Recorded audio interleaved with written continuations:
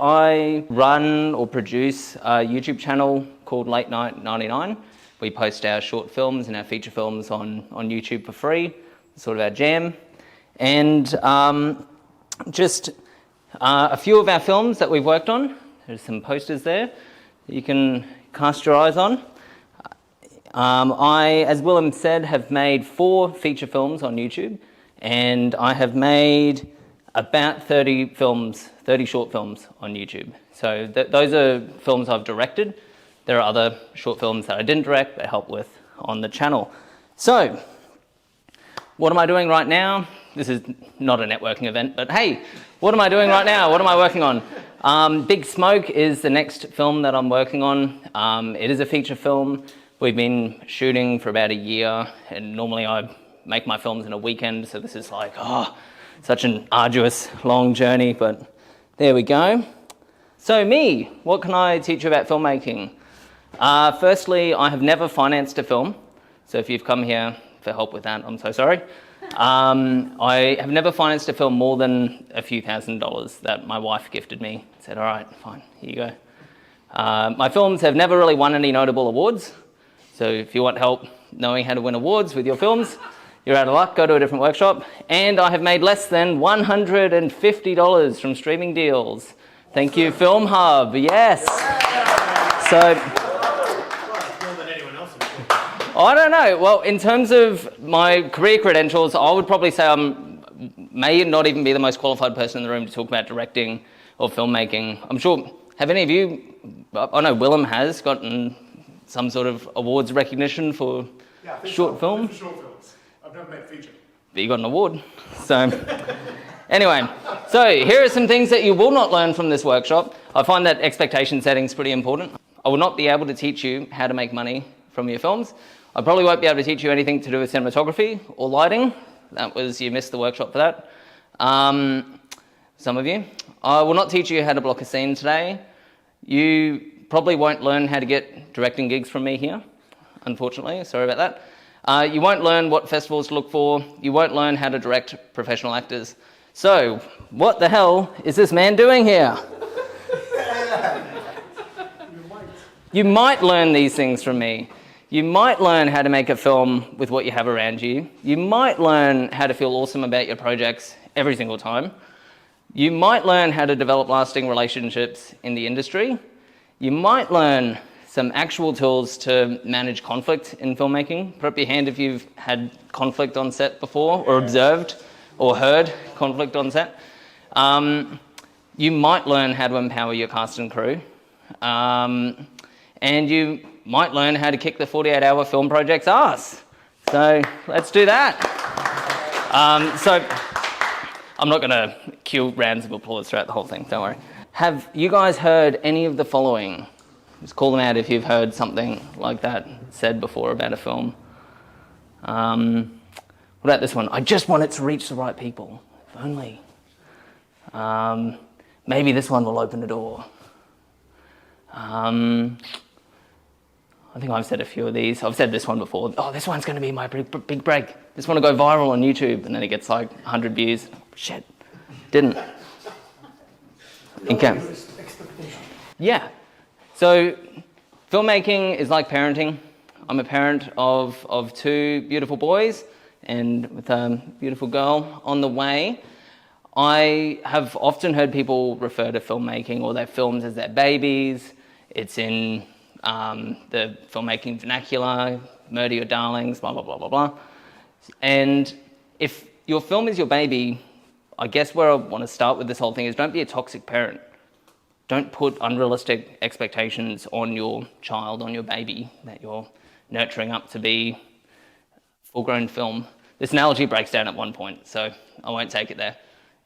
And then you sell your baby, and then So we'll just keep it in the life cycle. We're not going to go to distribution because, yeah, I don't know, the head office for the AFP is around the corner. So, yeah. So, I guess what I wanted to point out is it's really easy when you're conceptualizing films and thinking about, hey, like, what's this project going to be? It's easy to set all your goals and hopes and dreams and burden your projects with them. And I just find that that's really unhelpful because it squeezes all the oxygen out of whatever you have going for you. And for me anyway, with all my projects, my films, they're not strong enough, they can't bear the weight of the burden of that responsibility to make my career, to blow up on YouTube, to make me money or whatever. And I find that it's a lot healthier as a creative to lower your expectations to a level where they can be achieved no matter what happens. So here are some healthy goals. And I would describe a healthy goal to do with your project as a goal that can be met no matter what happens with the film, no matter what happens. So here are some healthy goals. I hope people enjoy watching this. I might want to learn more about blank skill. A lot of my projects I've started because I wanted to work on something in particular. I'm like, I need to get better at masking. I just watched like Mickey 17 or whatever. I'm like, okay, I'm gonna make a film with a clone in it. I can't wait to bring this story to life. You can be fulfilled and satisfied by that no matter what happens with your project. I want to strengthen my relationships with cast and crew. That's always a good goal. Wes Anderson and his like creative conglomerate. Filmmaking isn't my full-time thing. We'll sort of get to my full-time thing later. Not that this is an Alex expose, but I'll get to my full-time thing later. I work in the community services. I work with young people. I've worked with adults, vulnerable people. It's not my full-time thing.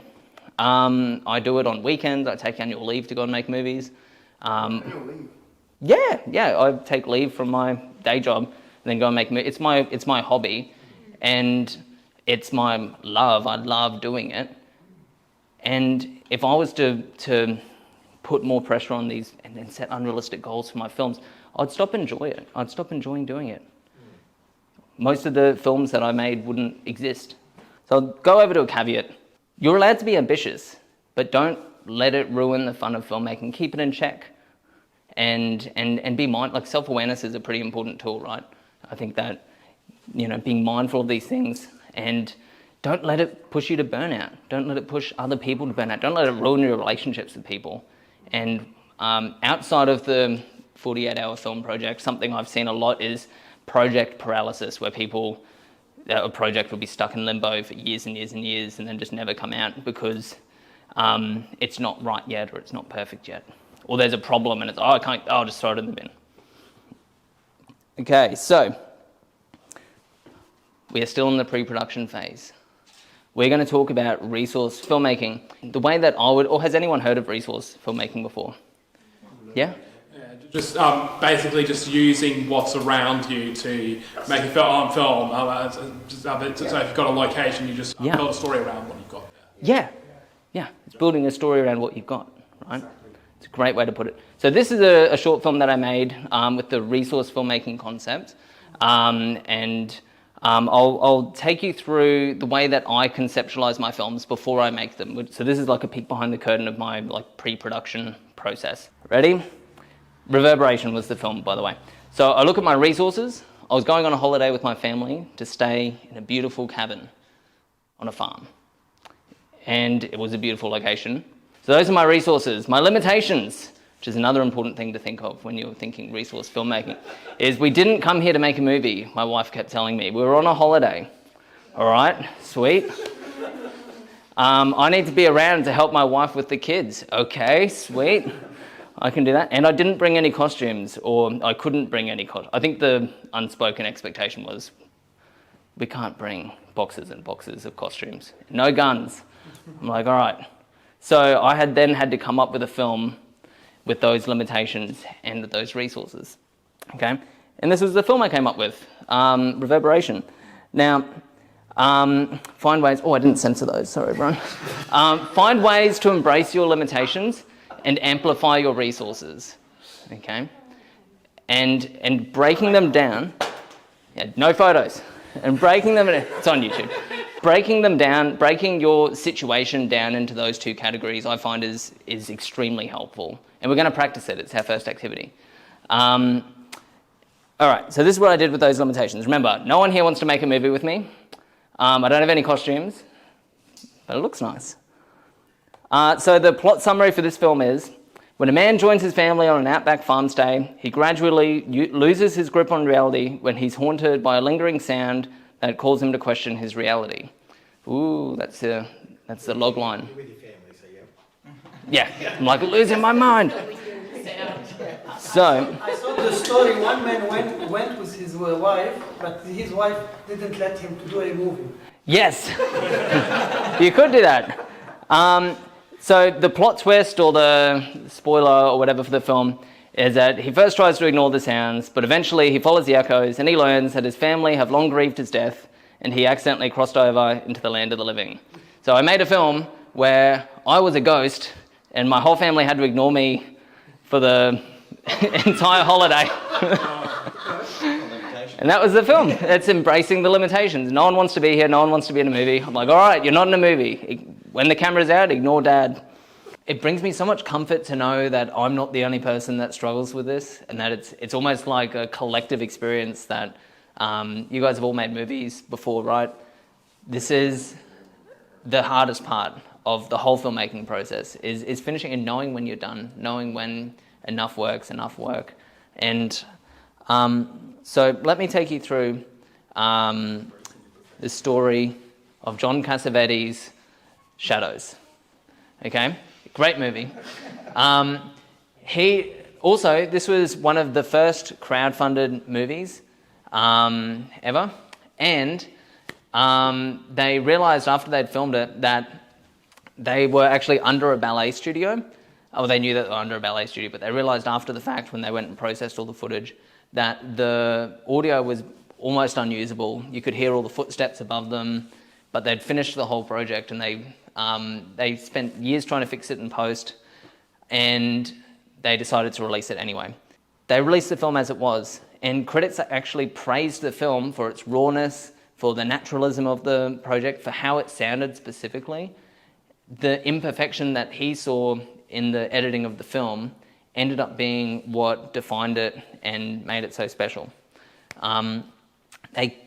Imperfections in your film can maybe create a unique atmosphere. They can maybe completely... I guess what I'm trying to say is we spend so much time when it comes to filmmaking trying to make it look like trying to hide the fact that this film was made, trying to hide the fact that there were hands behind this, that someone made the set, someone did the VFX, someone was holding the camera. Like Sometimes even the fact that there's a mic clipped on, the rustling of a mic, we tried so hard to cover up all these things, all these clues that the film, but sometimes those things aren't as illusion shattering as we think they are, and they can actually enhance the experience. Sometimes it can be nice to watch a movie and see those fingerprints of the filmmaker in the film, and to know this is something that was made and someone created this. I think the example that I wanted to give was my film Leave the Woods. So this is a film that I shot on a disposable camera lens. If you guys have seen them on Instagram, they do a lot of ads, or maybe they just target me, I don't know. It's called Dispo Lens, and what it is it's a disposable camera lens, like a $15 Kmart disposable camera lens. They've gone and adapted it to multiple lens connectors. Anyway, so I got a disposable camera lens adapted to Micro Four Thirds, put it onto my camera and shot this movie. I couldn't pull focus.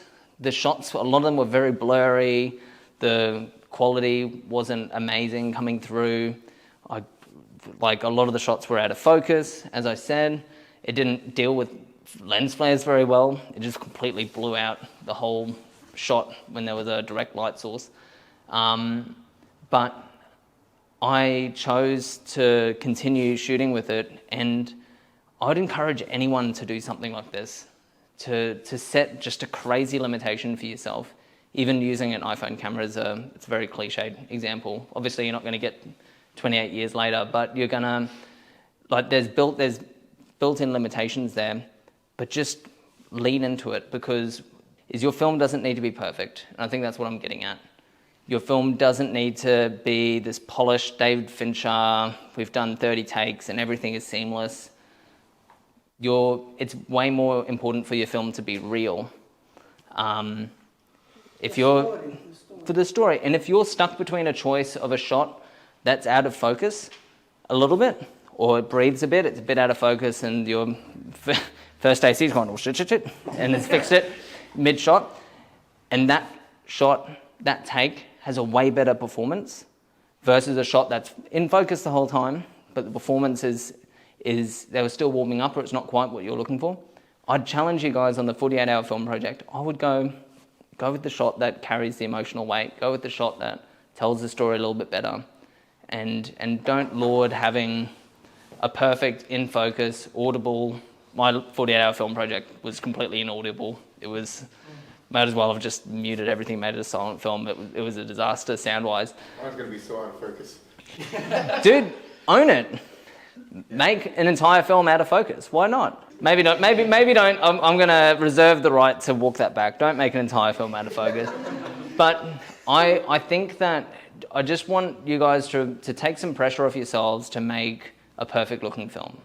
Make a film that is real, that feels more real. It's okay if your fingerprints are there. It's okay if you can see a lav, or if the stupid light from your wireless go-to is visible underneath your actor's shirt. It's okay if you can't fix it in post. Just leave it there. You don't need to cut that scene out. I'm going to call it there because I've talked too much. That's my YouTube channel, but I can sort of field questions for maybe 5 minutes if there are any.